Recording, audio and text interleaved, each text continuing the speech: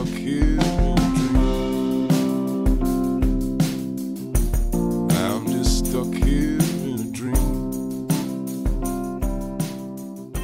Welcome to the Guns and Yoga podcast. My name is Wendy Hummel. Today, my guest is a former coworker of mine, Police Officer Nate Schweitale. Nate has worked for the Wichita Police Department for the past 23 years and started the agency's HOT team, which stands for Homeless Outreach Team. Nate is also now a consultant to other agencies looking to implement a HOT team and the author of a new book called Rooster, What a Homeless Man Taught a Cop, which he co-wrote with his childhood friend, Mack Severns. Nate and the HOT team have helped over 1,200 homeless get into permanent housing, contributing to an 86% decrease in the area's chronic homeless population. I always knew of Nate's work with the team, but between our conversation and reading his book, I was in awe of his dedication, vulnerability, and courage. Nate and the agency's HOT team have been interviewed by the media locally and nationally over 50 times, acquired multiple awards and recognition on the federal level by the COPS Office and the United States Interagency Council on Homelessness, using their model as best practice. Nate openly talks about his personal growth and his transformation from leading his team in arrests of primarily homeless individuals and his realization that the system was broken and how he came to understand that he couldn't arrest his way out of homelessness. He decided to find a better way and to help solve this significant community problem. Nate discusses his own path to educating himself about the homeless community, engaging with community organizations that serve this population, and the time that it took to build trust and relationships. What I admire so much about Nate's story was his persistence and willingness to do something new, which isn't always easy, especially in a profession where out-of-the-box thinking really isn't the norm. Nate speaks to the challenges he faced with coworkers who didn't respect the work that they were doing and couldn't see the big picture, and how this proactive response was not just humane, it was actually lowering the numbers of vagrancy calls that officers had to respond to. Nate is known throughout his homeless community as Officer Nate, and his reputation precedes him. When he engages with the homeless community, they respect and trust him immediately, which he attributes to helping a leader in the homeless community named Rooster early on. He ended up being the inspiration for Nate's book. It has taken grit, time, and dedication to establish his reputation, but absolutely worth the effort. Nate recounts numerous stories of those that he's helped in the book, which often brought tears to my eyes. While many homeless individuals often struggle with addiction and mental health issues, this isn't always the case. Through stories he shares, Nate made me understand how being unhoused for an extended period of time and transitioning to living surrounded by four walls can be a challenge. For some, it's even a protective mechanism. One woman told Nate that if she remains homeless, she can't fail. Nate and his team are often the last hope for these folks, and his tenacity and servant's heart is evident. But Nate will admit in his book this dedication took its toll on him personally. Something that we often discuss on this podcast is the trouble that we can get into in our first responder professions when we overinvest at work. It actually comes at a cost. Although Nate was doing amazing work, he speaks to the impact that the long hours and compassion fatigue he experienced in working with others' trauma, addiction, and mental health issues affected him. His physical and emotional health suffered, and despite having an amazing and supportive wife, it strained their relationship. Nate began to notice the thread of helplessness that he felt as a young child begin to surface.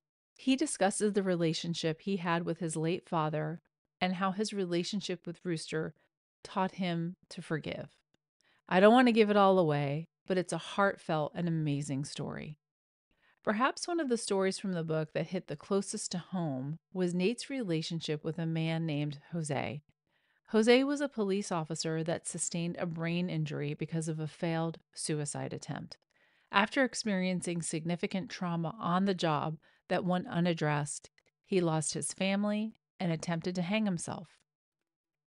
The time that I spent speaking with Nate and reading his book had a profound impact on me personally, and one that I really didn't expect.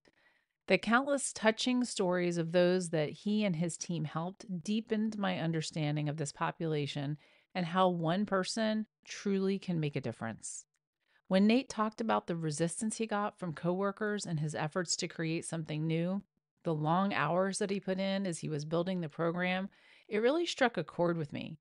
Negative comments from others and the long hours of time, effort, and energy in building a wellness program, while absolutely rewarding, came with burnout, isolation, and imposter syndrome, which is probably why I admire Nate so much.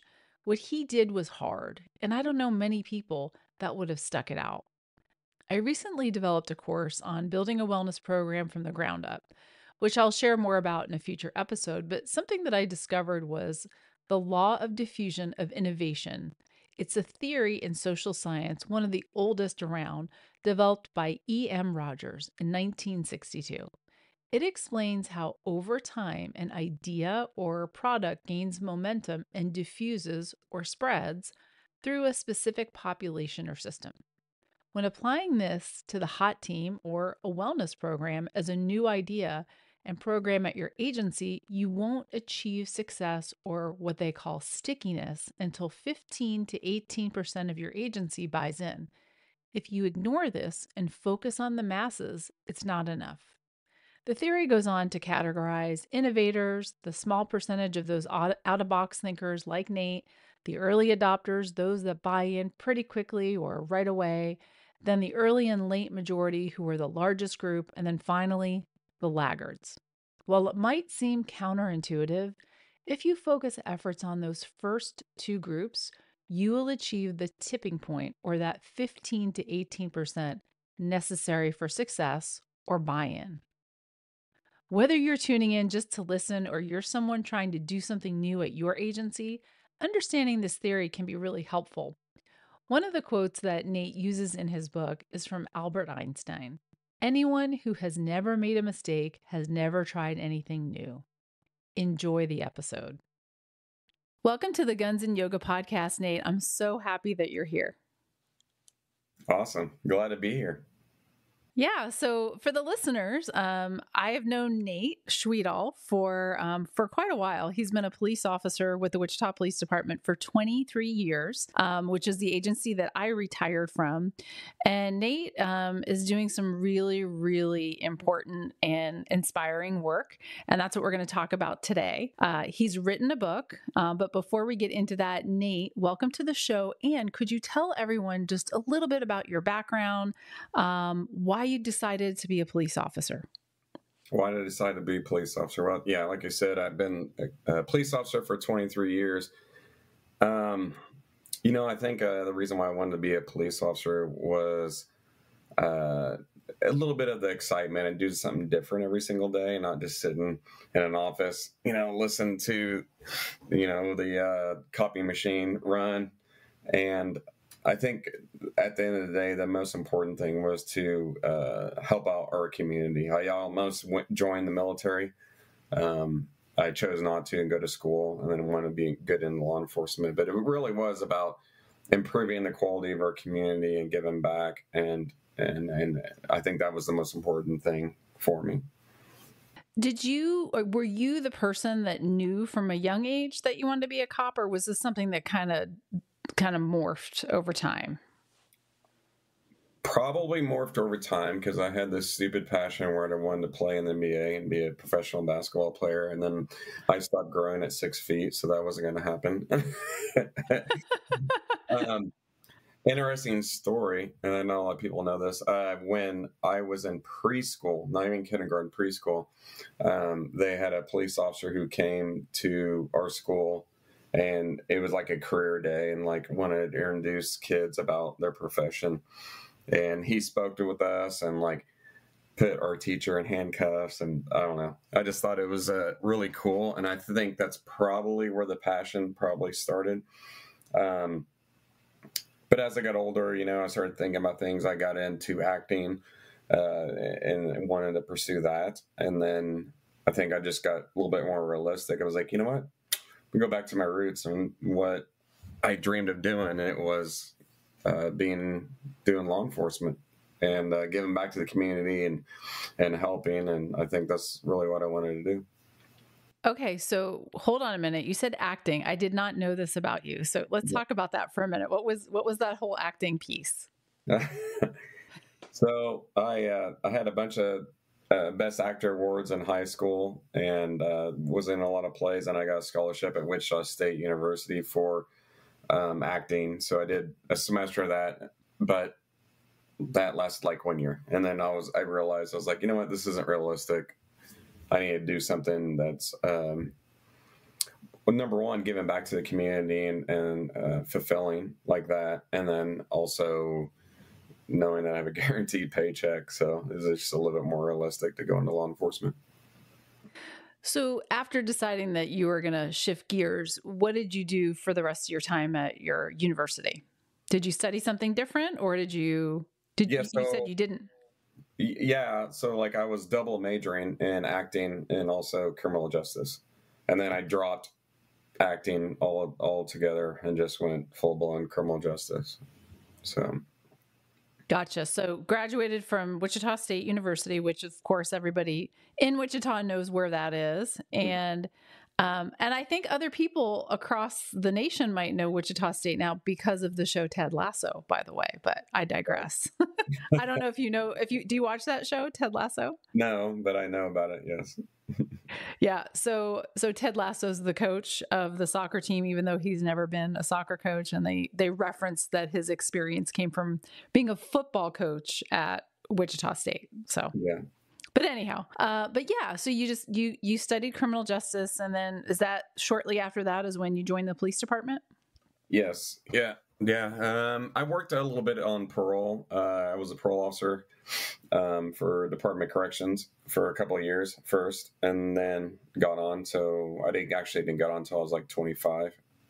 Yeah. Okay.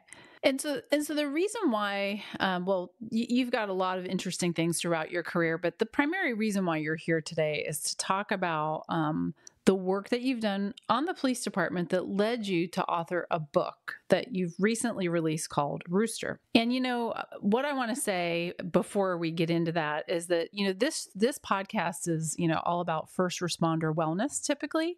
And so this is a little bit different, but as I started thinking about it, it really isn't, because when I didn't read your whole book yet, but I've read the first 65 pages or so.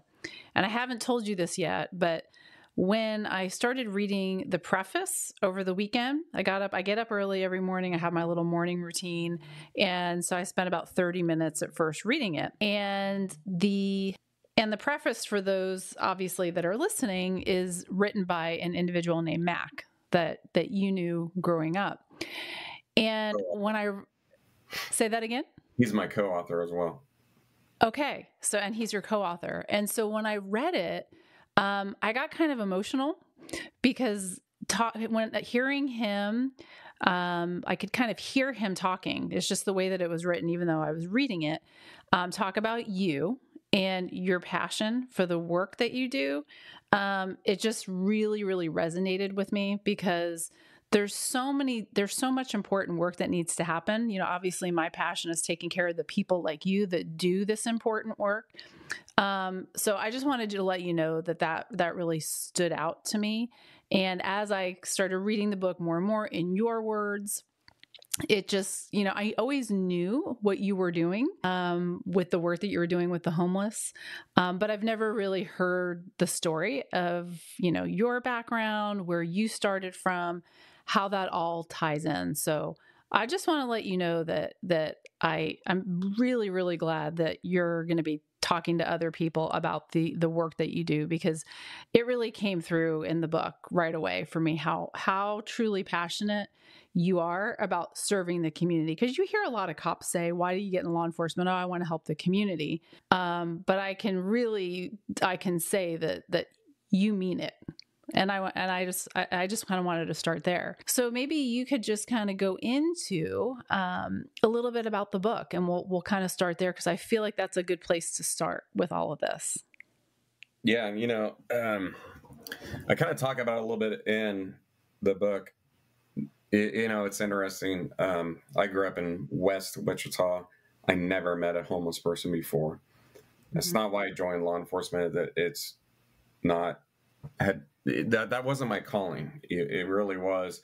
I loved working the streets, arresting gangbangers, and going to jail. Blah blah blah. It was a great time.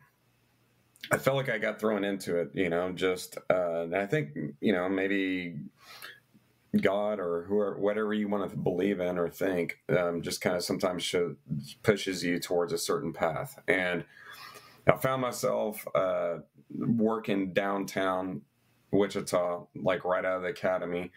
It's not somewhere I picked. I didn't even know there was one-way streets. I remember like day one when they sent me downtown right out of the academy. I didn't know there was one-way streets, and I'm driving down the wrong way, and like people are like honking at me in a cop car.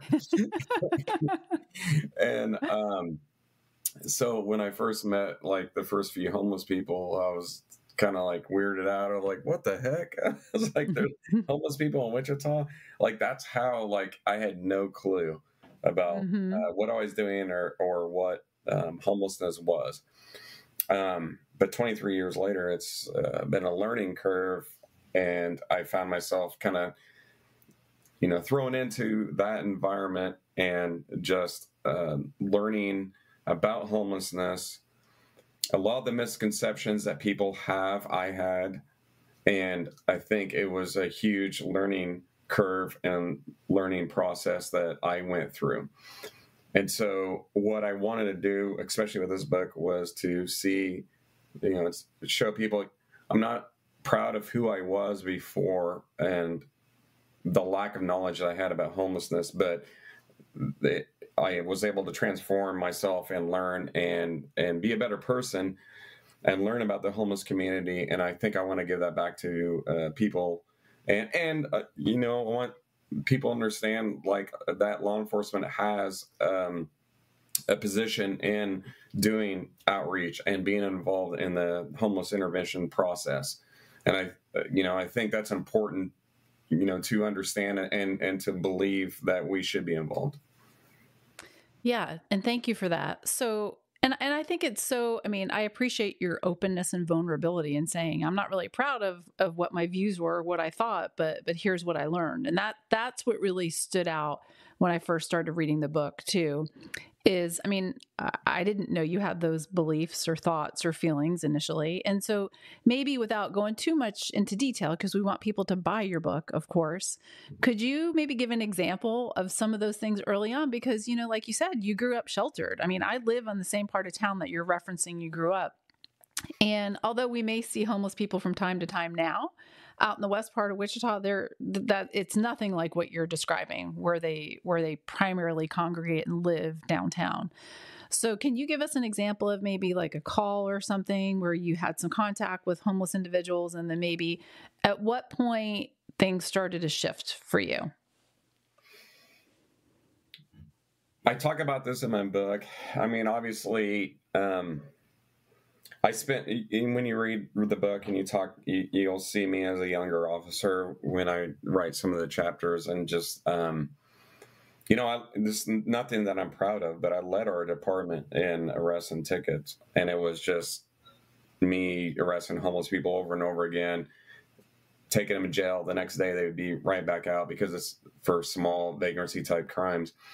And then we would do the same thing all over again. And at the time, I thought I was doing something good. I'm making all these arrests. I got good reviews on my, evaluations and everything. But I think the big change came when I got out of patrol and went to community policing. And I started to look at really like, what am I doing? Like, how do we improve city Wichita? And what 5, 6, 7 years of me arresting homeless people all day long, did it solve the problem? Did it make homeless people go away? No. In fact, it actually increased, and we had more issues, and it didn't do anything. So what I realized is that I wasn't going to arrest my way out of homelessness. So when I started to look back at why I wanted to be a police officer, and it was about improving our community and helping and changing, that's not what I was doing. It wasn't working. I had to try something different. And I think that's when I started to think about, understanding the homeless intervention process and how can law enforcement be involved to make those changes for the better. And that's when I kind of started to change my view about homelessness and how law enforcement can be involved in that process. And you were receiving accolades and good scores on your evaluation for doing these things. So it's not, this is something that was encouraged, is for you to go to jail, get stats. And I think anybody in here who's listening that's a cop can relate. You're supposed to go to jail especially as a new officer. You're supposed to make felony arrests and go to jail. And so to that point, I think that's very relatable. And then for you to realize at some point, what am I doing? Insanity is doing the same thing over and over again, expecting a different result. Right. And so at some point you realize that, what am I doing here? And so once you came to that realization, what was the next step for you? I think it was me trying to humble myself and realize that what I was doing wasn't working, and then I needed to have a different perspective and humble myself enough to know that what I was doing was wrong and it didn't work. And once you do that, then you can open yourself up to learning and try new things and educate yourself. And that's what I did. And I went and I joined multiple agencies and homeless agencies and went to their meetings and just started learning and educating myself and being humble enough to be open to understanding the big perspective. Because what a lot of people do is they try to put homelessness and the problem in like a little box. And they're like, oh, well, it's just a bunch of people with mental health issues. Okay, well, that's true, but there's more to that. Then there's other people like, oh, they're a bunch of drunks and addicts. That's why people have homelessness.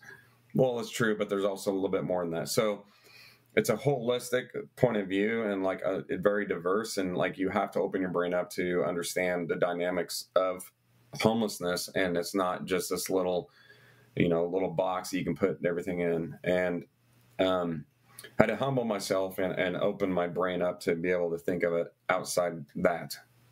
So.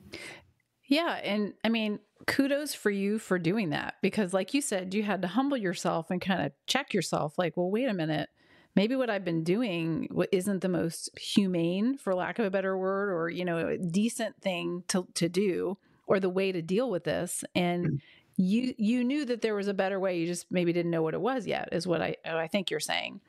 And at the time you're referencing, so this is about after 5 or 6 years of being a police officer, you go to community policing. And then at some point you start going to some of these meetings with nonprofit organizations, other organizations in the community. What was that like? Because I have a little bit of experience with some of the organizations that you're referencing. Were they welcoming to law enforcement back then? I know that things are much different now, but what was it like back then when you first were bridging this world and trying to learn more? Well, let's be honest, a lot of agencies, especially when you're talking about homeless agencies and providers, they're a little bit standoffish towards law enforcement. And all they knew about me was I was this police officer who went out and arrested homeless people all day. And then all of a sudden I want to sit in their meetings. I could see them being hesitant, not wanting to trust us. So there was a long time of trying to break down those barriers and get that trust from the providers. I remember just sitting in the back of meetings and no one wanted to talk to me and they just wanted to complain about police, and I just had to sit there and take it. But that's okay, because we had to build that trust up and eventually build that partnership up. And I think our homeless outreach team, when we first started to do that, because it said, hey, we admit that we did something maybe not the best, but can we work together? And this is what we're going to do. And we actually want to start helping the homeless and work in partnership with you. And so I think that was the first bridge that kind of helped break the ice and we started to move forward. But definitely for years, they didn't like trust, law enforcement and trust us. And those are some barriers that we had to break down.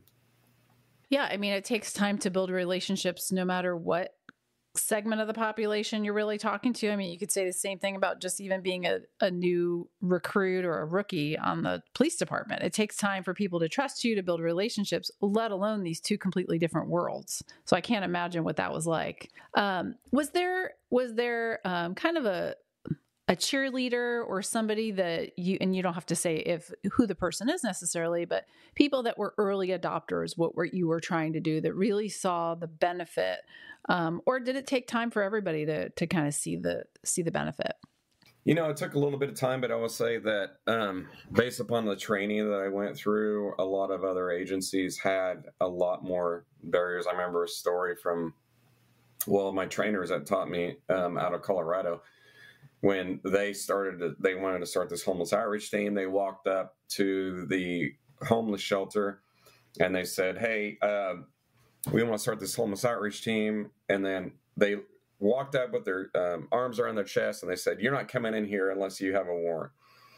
Oh, wow. Yeah. And that was the end of that. And so it took a long time for them to build that partnership and that relationship. The good thing is when I was in community policing, I started to slowly, during the first few years that I was working and meeting with a lot of these agencies, I started to slowly build that partnership.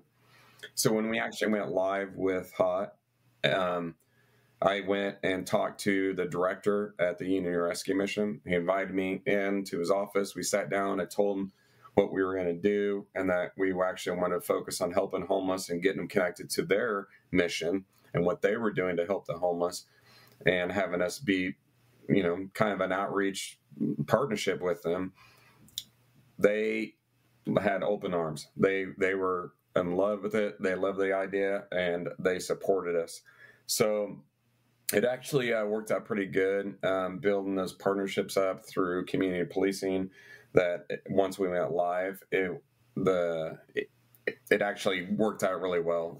Working with all the agencies, they actually accepted us and took us in.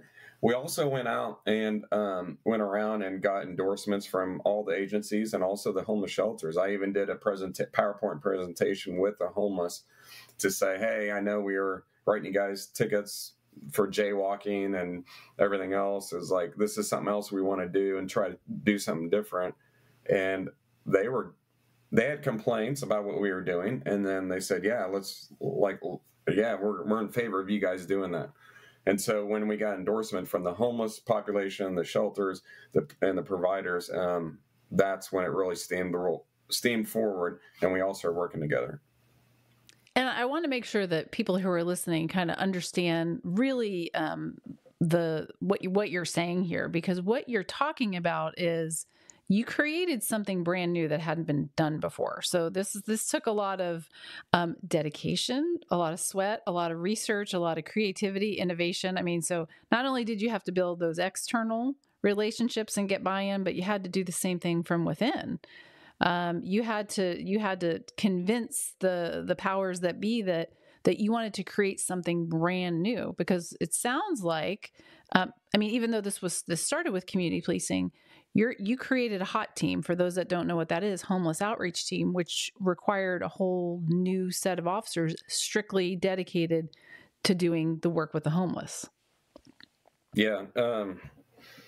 There's a chapter in the book. I don't want to spoil it for people who want to read, but it's called The Shark Tank. And, basically I had this, police homeless outreach teams at the time in 2011 was a new concept. Now pretty much every agency has a police homeless outreach team in some fashion, but back then it was kind of a new concept.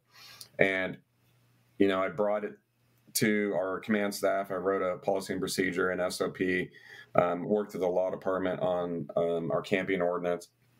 And I walked in there, and I had the chief of police who had 40 years on at that time, and all these other captains and deputy chiefs. And I'm sitting there, only been on at that time 10 or 11, 12 years, and telling them that, "Hey, I got this cool idea." And it was very nerve-wracking to say, hey, I got this cool idea of a homeless outreach team. You guys should go along with it. And I thought I was going to tank my career and get made fun of and laughed at. But luckily it worked out, and they gave me a shot and gave me a pilot program, and it ended up turning out good. But it was taking a big risk, that's for sure.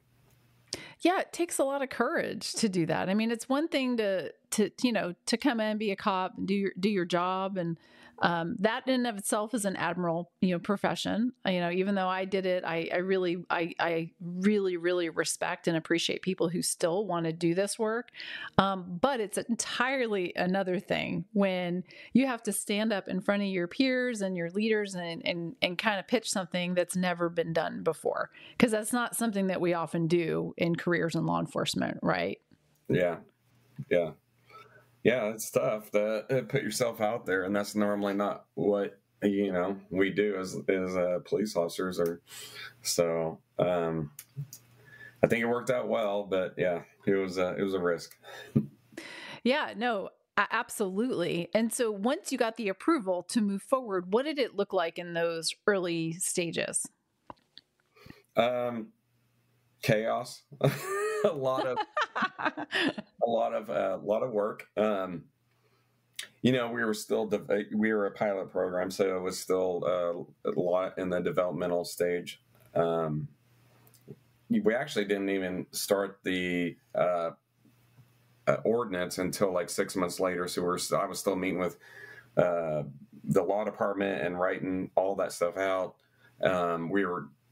The media was great, but they were showcasing us a lot because it was a new concept, and we're working with homelessness, which was good. So there was just we were extremely busy. We also only had, at the beginning, we only had 2 of us, and we needed 4, which is what we have now, 4 officers, and so we were extremely busy. The amount of calls that started coming in through our phone, it was just nonstop. I was answering phones in the middle of the night, and like it was just, it was extremely busy. And I was working so much more. I was actually working for free a lot of times on the weekends, not even charging the city or putting in for overtime, just trying to make sure that it was successful and keep up with everything that was occurring. Yeah, and that speaks to your passion and dedication for what you were doing. So what does it look like when, like today? So you started that, back in 2011, it sounds like, when all this kind of kicked off. And now fast forward 2024. I know that this is going to be a hard question, but I'm going to ask it anyway. What is it like if somebody had to say, okay, give me an elevator speech, a pitch about what is a homeless outreach team do today? What does a day in the life look like of an officer that might be assigned to the team? I think at the end of the day, our number one goal, obviously, we're law enforcement, and so we're just like any other specialty units. We're trying to manage an issue that 911 gets dispatched to. And people can sit there and say, hey, we shouldn't have police doing homeless outreach, but that's not realistic. Because at the end of the day, when someone calls 911 because they have, a tent set up in front of their doorway at a business, they're not going to send a social worker. They're going to send law enforcement to go to address that. And we have 2 options. We can, tell the person to leave and kick the can down the corner. And then the next day we get the same call. And the next day we get the same call again. At some point, where do we, figure out how to stop that cycle and, maybe help that person get off the streets and into permanent housing. And studies have shown there was a study done by the University of North Carolina, Charlotte, that showed if you can get a homeless person off the street and into permanent housing, it reduces their vagrancy arrests and issues by 84%. So from a law enforcement perspective, you can talk about, you guys just need to go arrest people and blah, blah, blah. But if we have a study that proves that this option actually helps law enforcement better and works better, then why aren't we doing that, right? So that's really what we're doing. we're only 4 officers. We have like 700 police officers on our department that go and arrest tickets, write people tickets, take people to jail.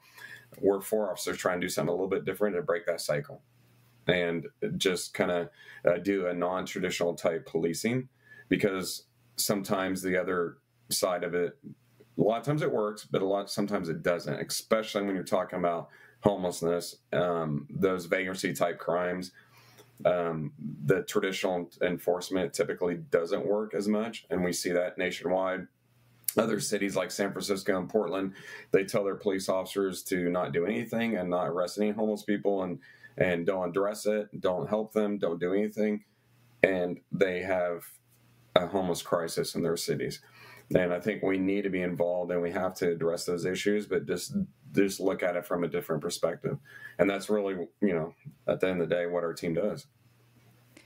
Yeah, and it sounds like from not only from just knowing you and talking to you about this in the past, but from reading the book, it sounds like not only do you have a really great reputation in the community and with these homeless organizations that you probably work with on a regular basis, but it sounds like you have quite the reputation within the homeless population or community yourself. I think everybody, they refer to you as Officer Nate, right?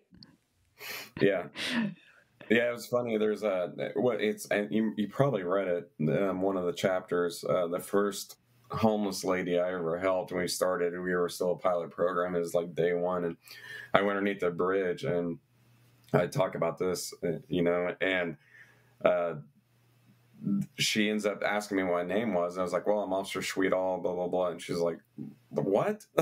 She's like, what's your first name? I was like, Nate. She was like, you should go by Officer Nate. I was like, your last name's I was like, okay, I'll go by Officer Nate. And so it ended up sticking, and so the whole community knows me by my name, which ends up being good, because I've ran into people with even though they're homeless outreach officers, and I never met them before. They're homeless and they're kind of rude or standoffish. And I say, hey, I'm Officer Nate with the hot team. Like, oh, you're Officer Nate? I've heard about you. And it happens all the time. So it ends up being a good thing, because you've built clout or guess or whatever, where just your name and the fact that they know about you can break the ice, and then you can start working with people and they start to trust you more, whereas they wouldn't have before if we were just regular law enforcement officers. So it's been a really good thing to have that name recognition and be able to break down those barriers with our homeless population. And, you should be really proud of that. And I hope that you are, because you've worked really hard for that. And that's not an easy population to break into. Yeah, exactly. I mean, you're dealing with people that have mental health issues, substance abuse issues, and, just being able to, have a little bit of street cred, I guess, out there, it goes a long way. Yeah.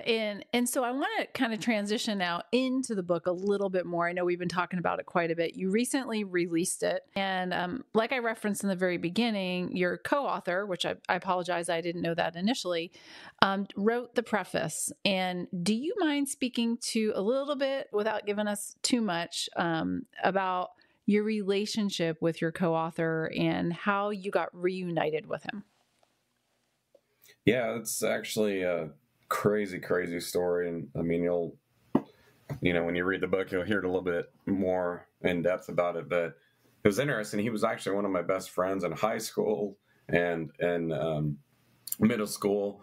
And he lived right down the street from me, and we were great friends. And then after high school, we kind of drifted apart. I went to college, and then he was trying to go to California for an arts degree, and we split apart, and I never saw him for a long time. There was a time I was at the jail booking someone else in, and he's sitting there, and he got a DUI, and right before he was supposed to go to California for an arts degree.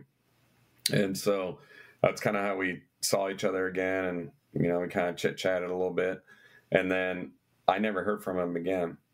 I started our homicide outreach team. He started to message me on Facebook Messenger a lot, and then we were talking back and forth for about a year. Come to find out, the entire time he was homeless, and he was too ashamed to tell me.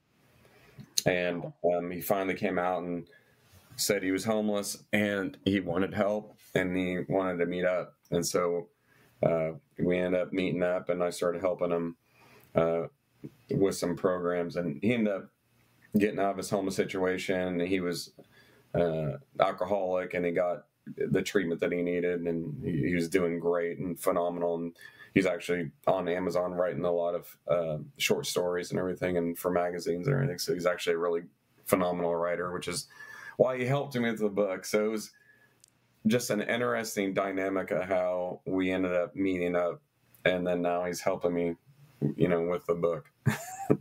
Yeah, that came full circle, didn't it? Yeah. And so Mack is his name, your co-author. You guys also talk a lot in the book about obviously some of the things that you went through to build the hot team, but there's also some reference of a lot of, you've helped so many homeless people.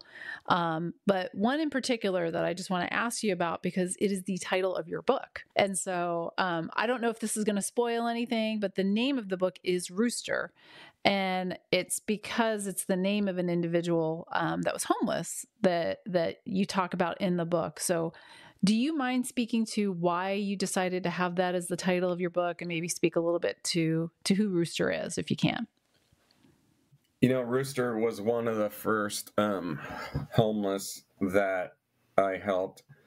I think it was so early on.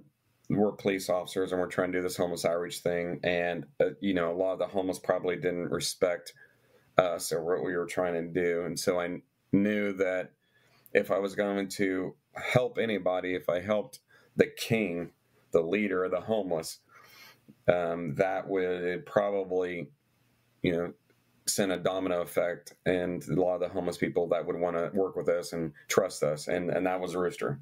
He was the king of the homeless people. And so went out and then finally met him, built a really good rapport with him. And, we ended up literally becoming friends, and we still talk daily. Like literally, I can tell you my phone right now. We've been texting. And once we helped Rooster get off the streets, he was an alcoholic for 20 years, and and all the officers were completely fed up with him. They'd arrest him for drinking in public, and he'd get back out and go back to the park and start drinking again.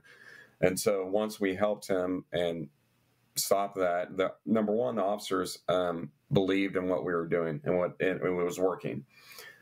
I think what was more important is helping Rooster is that the rest of the homeless fell in. Our phones started blowing up overnight once we helped him, and it worked, and that was really what happened. And Rooster, obviously we're friends now, and we still talk. He's involved in a lot of city housing meetings and agencies. He's a past person with homelessness, so that he's on a lot of boards now and everything.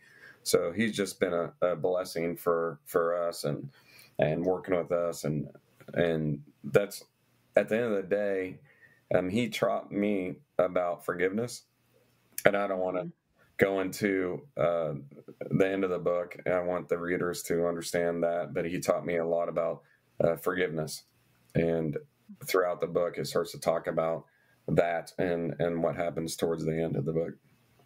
Oh, well, I can't wait to read the rest of the book then. So maybe after we record this, that's what I'll do for the rest of the night. Good. So I imagine though, since he had been struggling with alcohol for so long, that it took a while probably to get through to him. And so it just speaks to the challenge of the kind of work that you're doing and your tenacity and the other hot officers, because I'm guessing that you want to help people, but they don't always want the help, and it takes a while. Yeah, absolutely. Well, first of all, even with Rooster, if you think about it, he's 20 years of alcoholism. they don't change overnight. It was a big learning curve from a lot of different perspectives. And number one, the average alcoholic will relapse 7 times before they actually recover. And I can tell you that even when we were working with Rooster, he relapsed pretty much 7 times.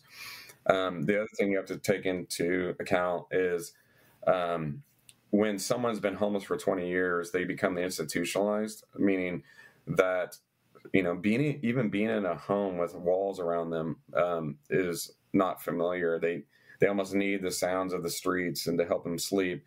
And so all of a sudden putting them into an apartment can give them a lot of anxiety or even PTSD or something, and they're not used to it. So there's a learning curve with even getting them housed when they've been homeless so long. So there's a lot of things that I didn't understand or know as a police officer that I had to learn and understand, whether it's the addiction process and how many times they're going to relapse, and not giving up.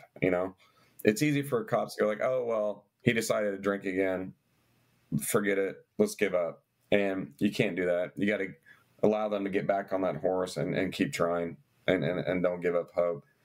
And so we constantly have to understand that sometimes even homeless people, they're not ready to even change their lives around or get clean and sober. You just have to wait for the moment. And what we've learned is sometimes it's maybe, they got robbed, or it's super cold and they are almost froze to death. And they're like, that's when the moment, and they're ready for change. And they call us, say, hey, Officer Nate. I was like, I'm ready for help. That's the moment. You have to cling on to that and take that opportunity, because they weren't ready for change. They were choosing to do it. They didn't want to change what they were doing, but you just wait, and then eventually they come to that moment. Yeah, I mean, it's definitely the relationship building in the long game, like you said earlier. One of the things that you said that just just really is something I've never thought about before, so I'm really glad you brought it up, was the institutionalization. I've never really thought about that perspective before, that they're so used to being homeless that it can be really difficult for them to actually live with 4 walls. It made me think of, and this is different, but it made me think of when I worked in the DV section as a detective, and you had so many cops and detectives didn't understand why maybe somebody would continue to go back into an abusive relationship, because they couldn't empathize and understand what that person was going through. So hearing you say that is really interesting, because I don't know that that's something that many people know about the homeless population. Yeah, absolutely. I mean, it's, one of the other things is, it was an interesting dynamic to learn about that, and so the institutionalization of homelessness and, them being around that. The other thing, and I talk about a little bit about in my book, there was a chapter called Teresa, was actually the first person that we helped. And one of the things that we learned is that people give up hope, and they, a lot of people say like homeless or choose to be homeless. But what I've learned is like they've given up hope on like everything. Like if they try to get out of their homeless situation, or they try to give up their substance abuse or whatever, and they fail, it makes them feel bad about themselves. So once they choose to be homeless and not try, they can't fail because they're not trying anymore. So they've given up hope.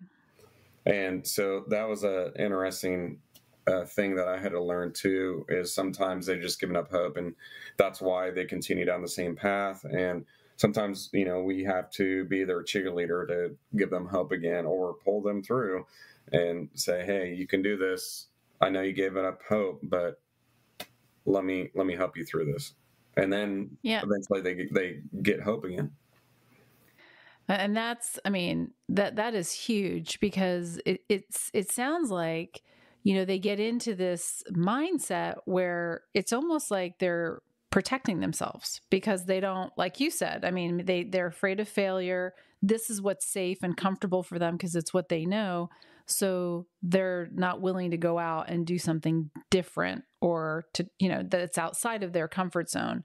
And so to have somebody like you and the other members of the team to come in and remind them and even encourage them and be their cheerleaders that's really, really inspiring and impactful work, Nate. I just want to let you know that what you're doing really is making a difference. And I'm proud to know you. I'm proud that you do that for the Wichita Police Department.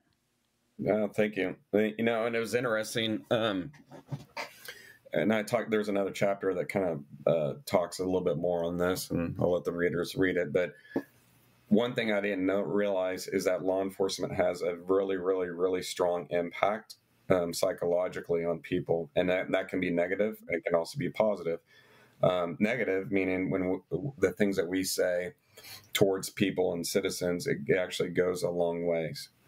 And then positive too, like when we say something and encourage people, just the uniform and the respect and the things that law enforcement has, it actually can be a psychological effect. There's actually studies on it that prove it. I didn't know that until I got into this.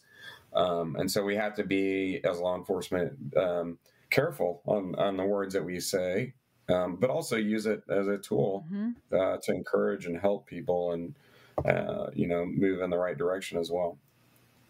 Yeah, I couldn't agree more. And, even just the story you started with in the beginning of our conversation about the impact the police officer had on you as a young boy. I mean, that's something that has stuck with you over time. So just that like revealed itself in real time. So how that makes so much sense. Exactly. So if there's anybody listening, because a lot of people listen from all over the place and they're interested in perhaps learning about how they can bring a hot team or something similar to their agency, if they don't already have it, like you said, a lot of agencies have it.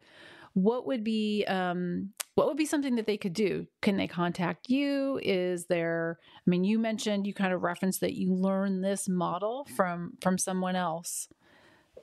Right. Yeah, I'm actually a consultant for an agency, safenight.com, or you can email me at bluelinellc247@gmail.com. And, we train other departments and agencies all over the nation, train multiple agencies. And, it's my passion. I love helping other departments, do what we do. Police homeless outreach teams, has been around for a while now, but there's a lot of agencies that are still trying to start some more ones or improve the ones that they do have. So that's really, really what I like doing and consulting and helping other departments. That's great to know. Do you have a website, or for now, just the best thing to do is for people to email you? Yeah, just email me or go to safenight.com and then to inquire about us and see what we can do to help you out. Great.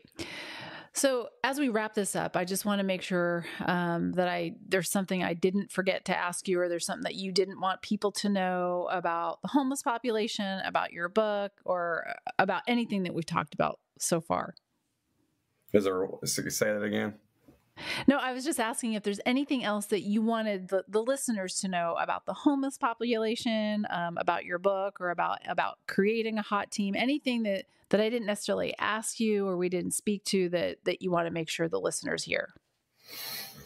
I think a big thing that people always ask when presenting is, hey, should we give money to the homeless? What should we do? Because we want to help. And I can tell you there's a study done where they interviewed 200 homeless that were panhandling, and out of the 200, 93% admitted, and these are the ones that admitted, so it's actually probably higher than that, but they admitted that 93% of them admitted that the money went to drugs, alcohol, and tobacco. Mm-hmm. And so as law enforcement officers and a homeless outreach team, we're trying to break that cycle of addiction. And so when you're giving money to those homeless people, and we know that 93% of the time it goes to drugs, alcohol, and tobacco, you're hurting all the work that we've done, working with Rooster and working with all these people, and you're just causing their homeless issues to even become worse and enabling that behavior. And so we asked, hey, please don't give money to the homeless, give it to those agencies that are out there, whether it's United Way or the homeless shelter or whatever it is, and give those agencies that are using those dollars so that they're going towards helping the homeless and not enabling them and making their problem worse. So that's kind of my big soapbox right there. Well, I'm really glad you said that, because I forgot to ask you about that, because that's a conversation that I have with my kids a lot. Because when we see homeless people, whether we're driving or depending on the situation, I know what you just said because of the work that I do. And I will tell them the very same thing because they want me to stop. They want me to give them money, especially if you're stopped at a light. It's kind of awkward. There's somebody standing there. But I've told them the same exact thing that you just said. I still don't know that it's going to help people not do that, but I think it's important to get that message out for sure. So thanks for bringing that up. All right. Well, Nate, it has been so great to talk to you. I appreciate, again, all of the work that you do. You should be proud of the work that you've done. The Wichita Police Department is so lucky to have you. And I mean that. And I know that they know that. And the community is really lucky that you're around, and just keep doing the great work that you're doing. Well, thank you. I appreciate being on this, and support our local business. Go to Watermark Books. It's by the book if you're interested. Rooster, What a Homeless Man Taught a Cop. Great. Is it available on Amazon too? It is. Yeah, it's actually on Amazon and also Watermark. Yep. All right. Well, I will make sure to put all of those links in the show notes, and so everybody can go grab their copy. Awesome. Thank you, Wendy. Thank you. I hope you enjoyed this episode. Please give us a review, share the episode, and subscribe to the podcast. And remember, we are better together.